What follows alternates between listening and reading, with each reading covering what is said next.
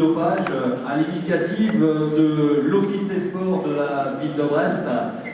Donc je suis Gérard Prioche, je suis membre du comité directeur de l'Office et je vais vous présenter donc les différentes personnes qui sont à la tribune. Alors notre président Étienne Madac, donc, qui se trouve au milieu, il est accompagné de Patrick Cudenac, également de l'Office des sports, Julien Fuchs et Thierry Michaud, qui sont donc maîtres de conférence UFR STAPS à l'UBO, Université de Bretagne occidentale. Il y a également le docteur Armand Maigret, qui est médecin fédéral national, président de la commission médicale FFC, expert auprès du MPCC, Mouvement pour un cyclisme crédible. Il y a également M. Kéroué, qui est de l'Agence française de lutte antidopage, donc qui est préleveur et mandaté par la DRDJS Bretagne Pays de Loire. Il y a également Gaël Lebellec, qui est donc duathlon, champion du monde 2014. Et il y a également Jean-Noël Spitzer, pardon, excusez-moi, qui est donc l'entraîneur du RC-Van Fédéral 1 Rugby. Et je vais laisser donc pour commencer la parole à monsieur Piccioli, qui est donc vice-président de l'UBO en charge de la politique sportive et directeur du SUAPS.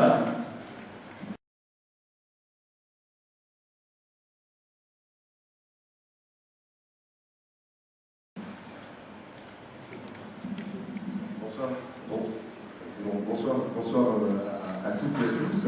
Écoutez, je suis là parce que le président de l'université, au vu du calendrier qui est le sien à l'heure actuelle, et puis du CA qui se déroulait aujourd'hui, qui n'est toujours pas terminé, vous pouvez venir en personne vous accueillir. Nous sommes ravis, au nom de l'UBO, de vous accueillir ce soir pour plusieurs raisons. La première, c'est que depuis de nombreuses années maintenant, nous avons avec l'Office des sports de très bonnes relations, des collaborations sérieuses, que ce soit sur des soirées débats comme ce soir, que ce soit sur de l'événementiel, ou que ce soit sur des dossiers que nous portons ensemble au niveau politique. Donc voilà, on était ravis de pouvoir rendre ce service à l'Office des sports. La deuxième raison qui pour nous est importante, c'est qu'au niveau de la ville, de la collectivité, de la région, l'UBO se veut de participer aux politiques sportives, que ce soit sur la vie universitaire, sur la vie de campus et sur la vie de la cité. Et donc d'accueillir cette soirée débat participe pour nous de cet engagement de la vie sportive locale. Donc voilà, on était aussi intéressé pour ça, aux côtés d'un acteur, et puis bien évidemment pour nous, pour remplir des missions qui sont celles que nous nous sommes attribuées au niveau de notre politique. C'était deux points importants. Et le troisième c'était également la thématique de ce soir. Il est vrai que l'université est un lieu où on est amené à travailler, et puis comme tout à chacun, quand on veut augmenter les performances qui sont les nôtres, que ce soit sur le plan sportif ou que ce soit sur le plan intellectuel, on peut être tenté la tentation est là de vouloir dépasser un petit peu ce que l'on est réellement capable de faire. Et l'amphithéâtre dans lequel vous êtes assis aujourd'hui est un lieu aussi où beaucoup d'efforts sont réalisés tout au long de l'année pour que nos enfants, nos amis, les jeunes que nous accueillons, les étudiantes et étudiants, se dépassent. Malheureusement, c'est pas souvent dans le bon sens qu'on va chercher des additifs à la performance et à la recherche de l'excellence. Donc voilà, à la fois pour notre engagement auprès des étudiants, à la fois pour notre engagement auprès des politiques locales et puis de l'Office des sports, le président Olivar voulait vous remercier d'être là et vous signifier qu'on était ravis de vous accueillir ce soir en vous souhaitant un excellent débat qui, au vu de la programmation que j'ai découvert et des intervenants qui sont à mes côtés, ne manquera pas d'être de qualité. Bonne soirée. Alors, merci Stéphane. Alors maintenant, je vais demander à M. Étienne Madec, qui est le président de l'Office des sports, de faire un petit mot de bienvenue. Donc, je laisse la parole à Étienne.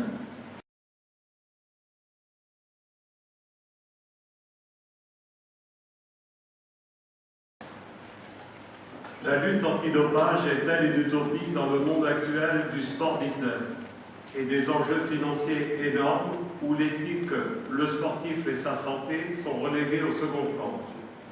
Ce véritable fléau de l'ère sportive moderne touche aujourd'hui autant les jeunes et les amateurs que les professionnels.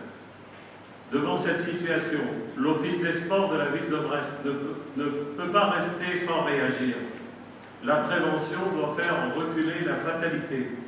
À côté des répressions pénales et juridiques, l'information et la formation seront les piliers de ce chantier. Une action vers les plus jeunes et leurs parents sera entreprise. Enfin, il nous faudra réaliser une harmonie entre l'éducateur et le technicien, tournée vers la performance. Nous évoquerons aussi les conséquences disciplinaires, à savoir l'interdiction de pratiquer le sport, les conséquences d'ordre social. Le dopage peut avoir un impact négatif, image du tricheur, les conséquences psychologiques et physiques et les effets secondaires. Merci de m'avoir écouté.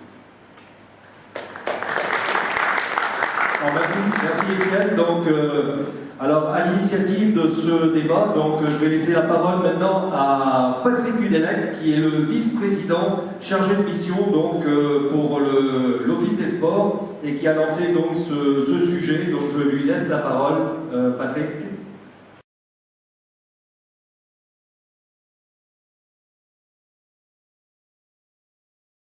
On m'entend, je pense? Oui. C'est bon? J'ai une petite voix, excuse-moi, Étienne.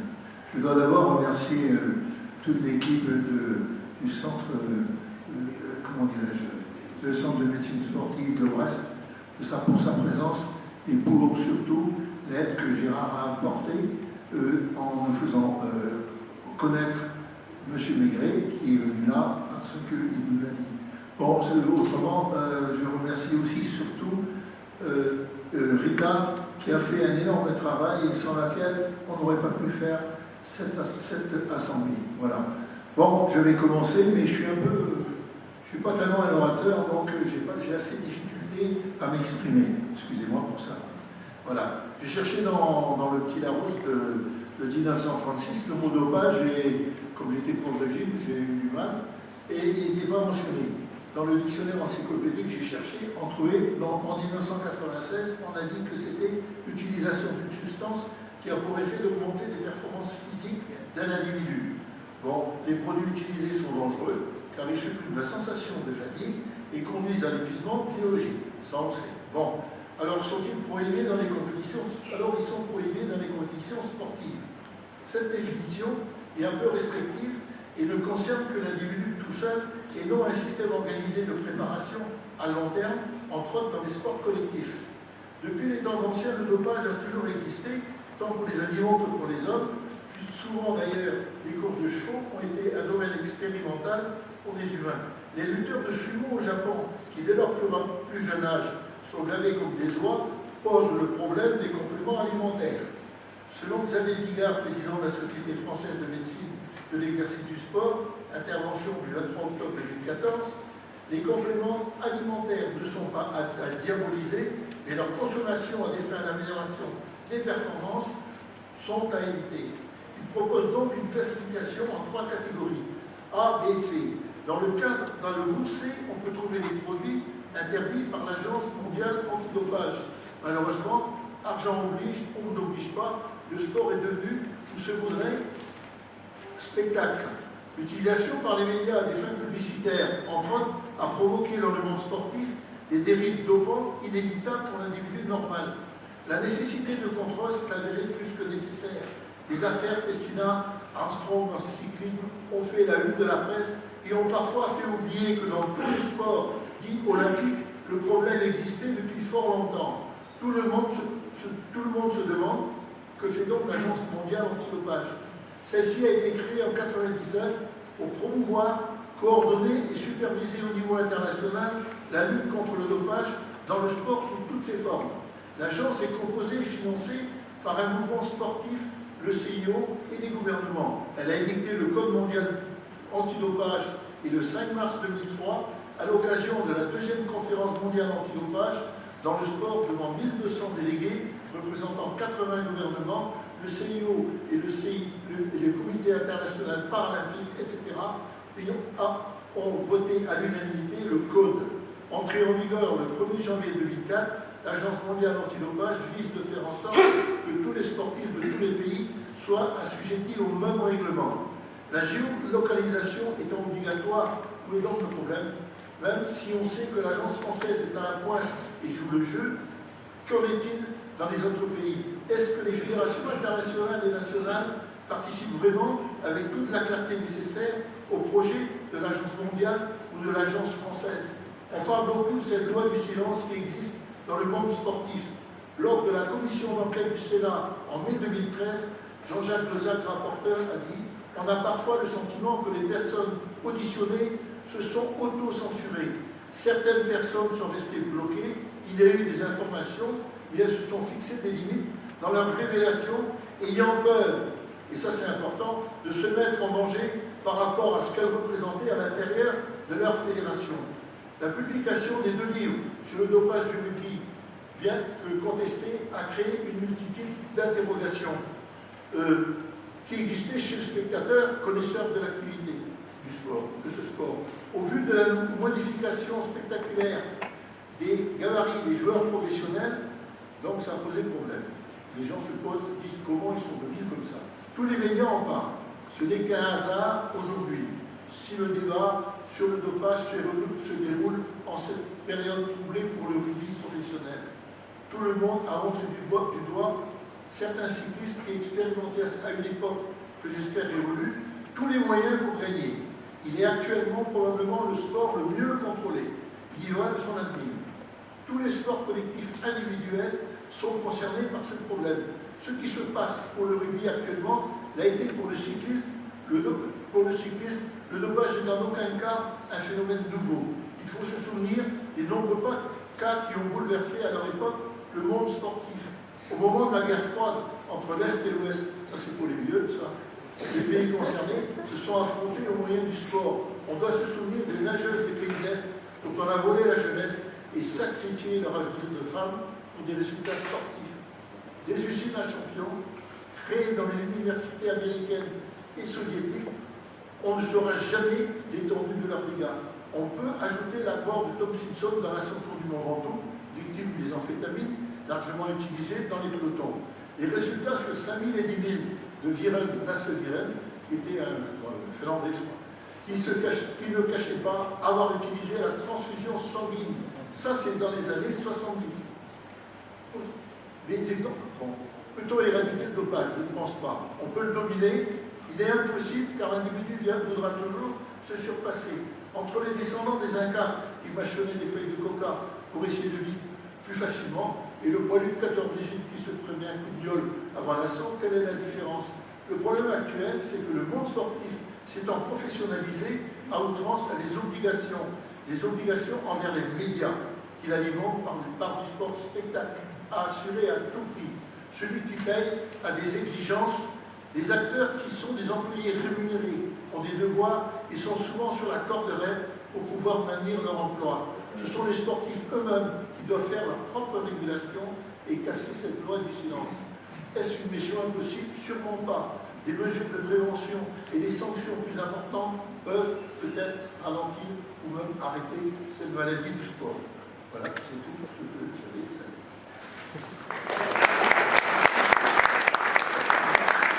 Alors je crois que maintenant, et jeter un petit peu cette base, là, je vais maintenant passer la parole donc à Julien Fuchs et à Thierry Michaud, qui sont donc en charge de l'UFR STAPS. Ils sont à l'UFR STAPS, et donc au niveau de la sociologie, donc ils vont essayer un petit peu de vous exposer ce qu'ils en pensent. Et tout à l'heure, donc après que le docteur Maigret aura discuté aussi, lui, de son domaine, on essaiera de lancer ce débat dans la salle. Donc on va d'abord un petit peu vous présenter toutes sortes de points de vue. Et donc je vais passer la parole maintenant à Julien Fuchs.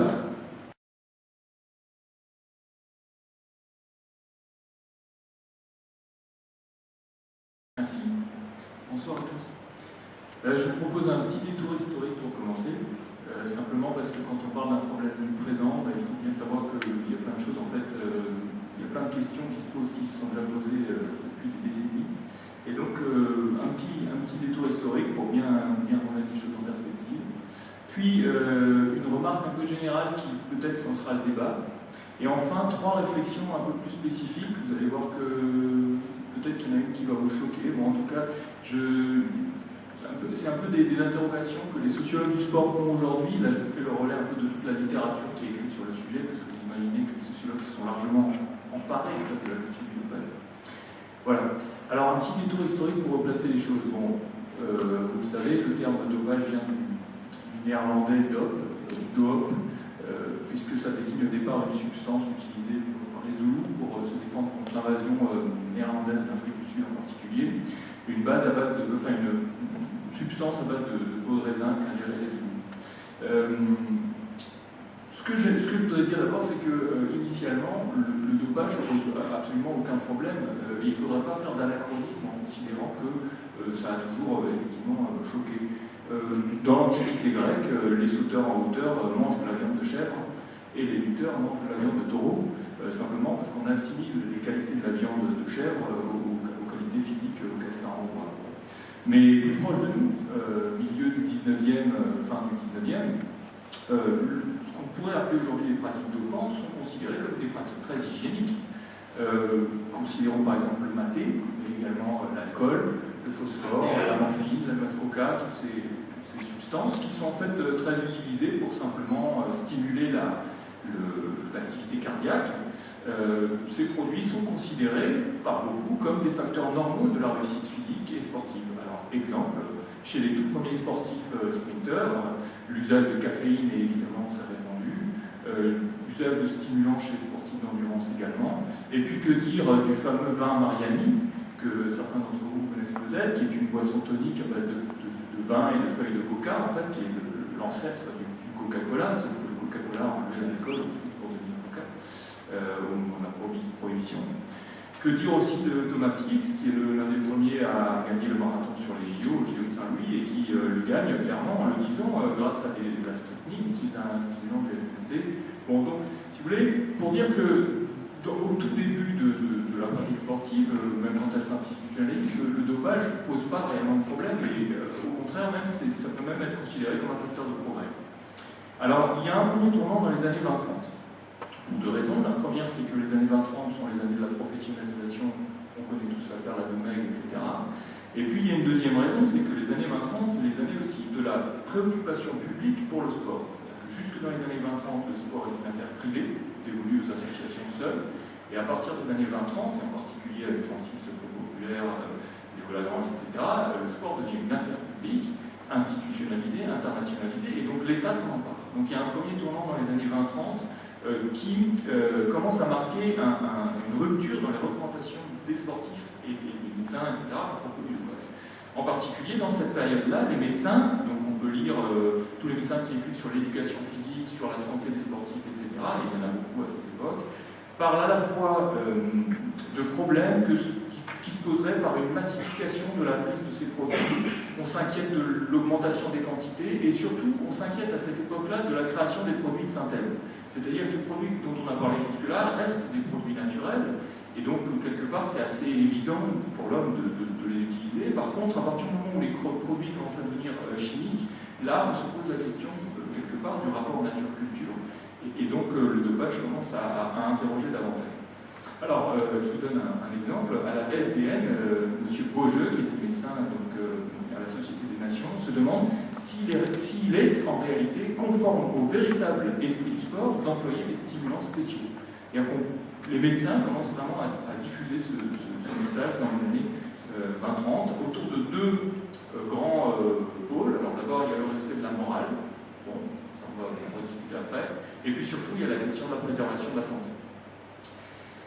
Premier tournant, donc les années 20-30. Deuxième tournant, c'est évidemment le tournant des années 60. Alors, on pourrait convoquer tout un tas de facteurs. Alors, la mort de Tom Simpson dans l'ascension de Mont Ventoux en 67. On pourrait aussi convoquer la mort de Knud Enemark, ce cycliste au Géodrome qui prend des amphétamines, le dit et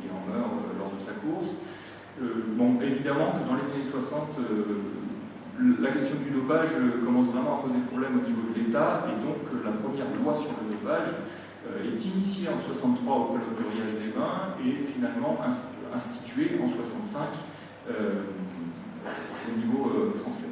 Alors, ce qui est intéressant, d'ailleurs, je fais une petite parenthèse, toutes les lois sur le dopage en France, jusqu'à maintenant, ont toutes été adoptées à l'unanimité au Parlement. Il n'y a jamais eu de personne contre, comme s'il y avait un espèce de consensus, si vous voulez, collectif sur le fait que le dopage doit être absolument dénoncé. Alors, continuons dans l'histoire. Donc, les années 60, le déclencheur, la prise en compte politique, etc., par la législation. Et puis ensuite, les années 70-80, les années du soupçon, celle de la RDA, celle du fameux centre de médecine, centre du sport de Leipzig, là, qui ressemble à une espèce de base militaire où il est impossible de rentrer. Bon. Les années 80, qui sont les années des scandales, Laurent Fignon en 87, Ben Johnson en 88, etc., etc. Et vous voyez que petit à petit, on change de registre, le soupçon, puis le scandale, et puis ensuite les affaires, avec l'affaire Festina en 98, avec l'affaire du docteur Michel Ferrari au début des années 2000, puis jusqu'à aujourd'hui, de drogue, etc. Bon. Ce qu'on peut dire, c'est que le dopage, petit à petit, est devenu une espèce de marché organisé en réseau de très grande dimension, et que donc il ne s'oppose évidemment plus du tout dans les mêmes termes aujourd'hui qu'il ne s'opposait il y a encore une quinzaine ou une vingtaine d'années, et encore plus il y a 50 ou 60 ans. Voilà, donc ça c'était un petit retour historique, parce que je pense que ça peut être intéressant d'avoir ça en tête au moment où on aborde le dopage aujourd'hui.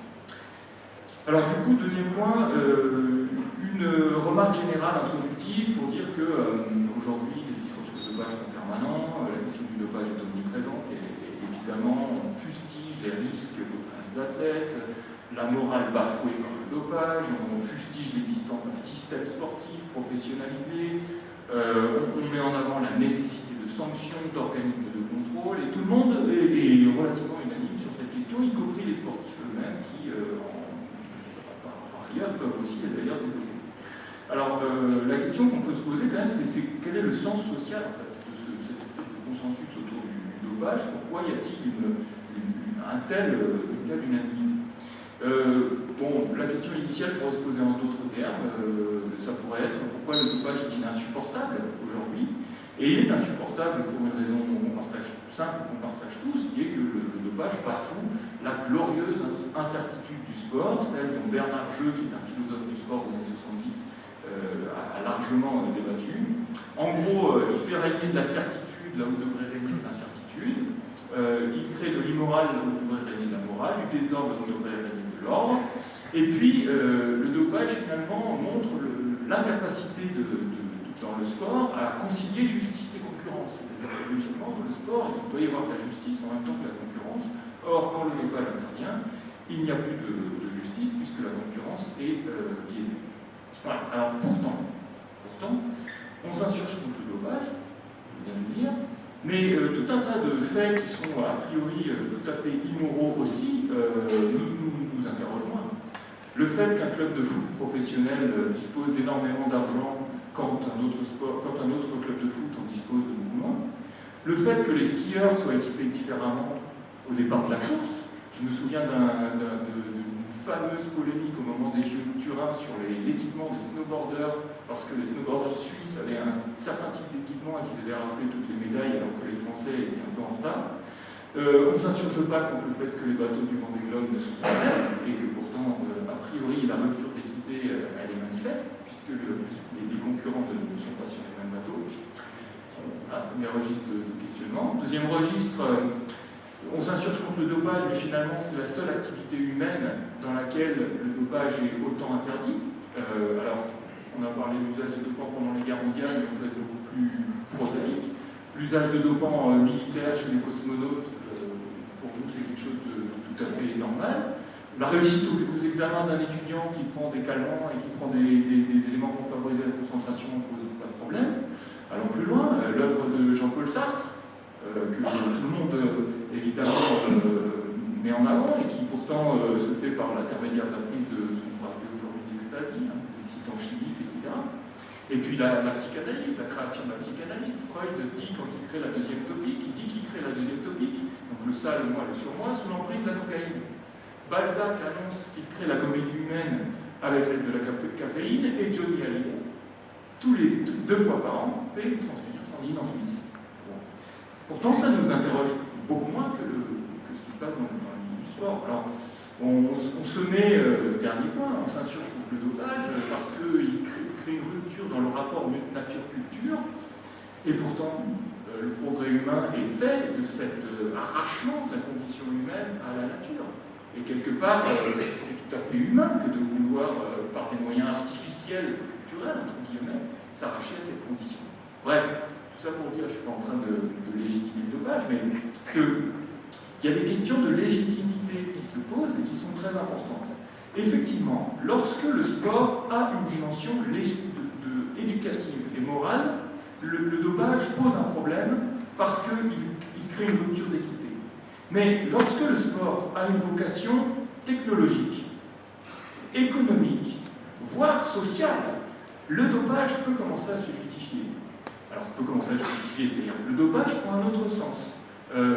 Si le dopage permet à une équipe de foot de devenir championne du monde, de représenter une communauté unie, etc., le fameux Black Bamba, ce serait-on autant insurgé contre les cas de dopage qu'on a pu trouver lors de la Coupe du Monde 98. Bref, ce que j'essaie de vous dire, c'est que c'est bien une question de définition du sport qu'il faut poser, et pas seulement une question de définition du dopage.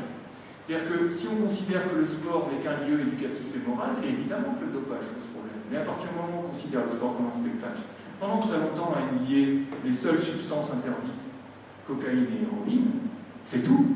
Tout le reste était autorisé. Bref, donc voilà une première réflexion pour lancer les choses. Et alors maintenant, trois autres types de réflexions, certaines un peu plus croustillantes peut-être. Bon. D'abord dire que la dénonciation du dopage me semble être d'une triple nécessité. D'abord, c'est une nécessité sociale. C'est-à-dire que le sport ayant une valeur d'éducativité, d'exemplarité, il est nécessaire de défendre le sport éducatif parce que les jeunes y trouvent un moyen d'identification et qu'on en a fait un moyen social important. Bon. Mais c'est aussi une nécessité pour le monde sportif. Pourquoi ? Parce que le dopage crée finalement de plus en plus un fossé entre le sport amateur et le sport professionnel, voire même un fossé dans le sport professionnel.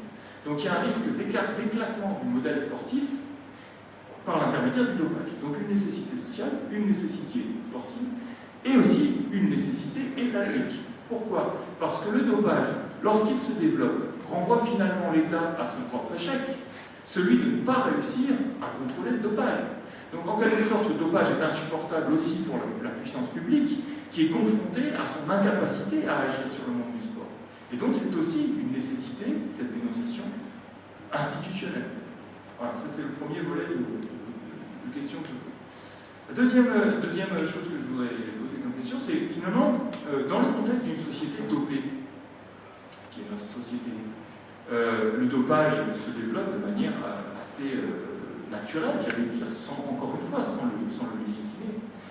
Qu'y a-t-il d'étonnant à ce qu'une société concurrentielle et hyper concurrentielle, où une espèce de logique obsessionnelle du dépassement de soi est omniprésente, le Viagra, par exemple, qu'est-ce qu'il y a d'étonnant à ce que cette société produise du dopage ? Enfin, je veux dire, le dopage est un produit de notre société. Donc, quelque part, c'est la société néolibérale qui doit s'interroger sur les valeurs qu'elle met en avant.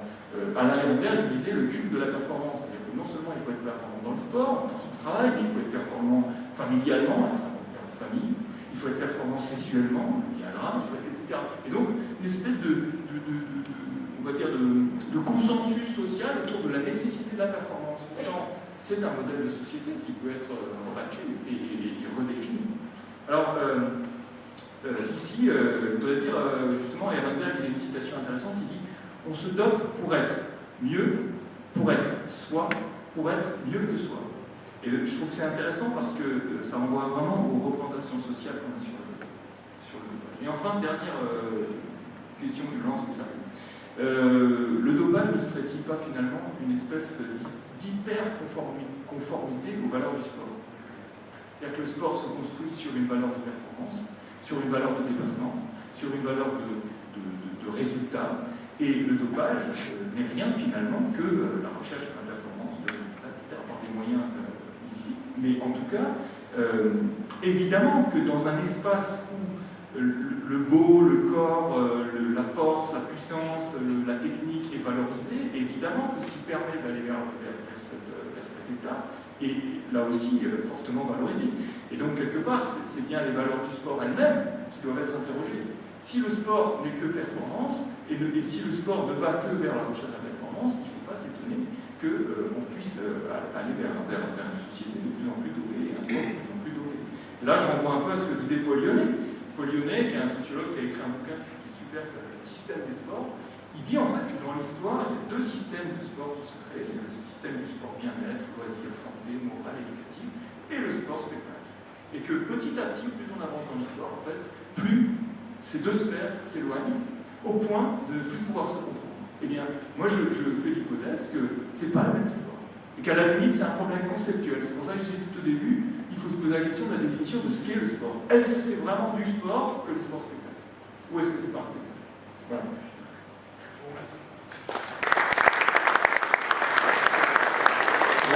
Merci Julien Fuchs. Donc Thierry Michaud, maintenant on va enchaîner sur ce débat.